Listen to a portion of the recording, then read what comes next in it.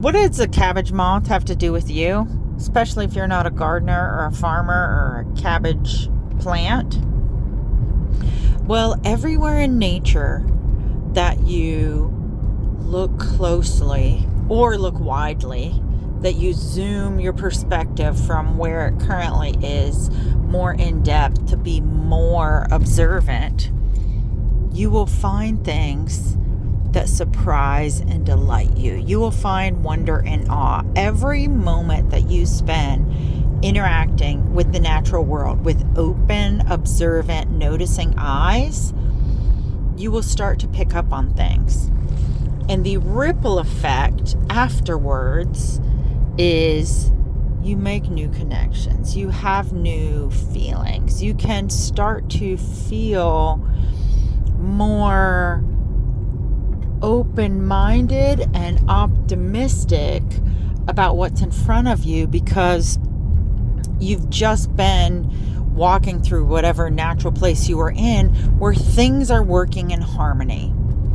Yes, everything in life struggles to some degree to live, and yet these trees aren't writing books about how hard life is and blogs and YouTube channels about the struggle.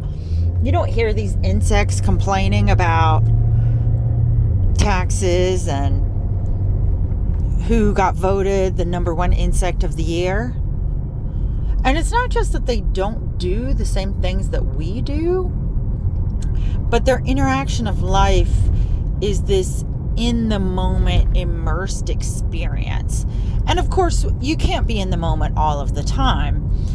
It would be difficult to pay your bills or get places on time or make a meal if you were in the moment every single moment of the day, because you wouldn't in the moment be planning ahead to go buy the groceries.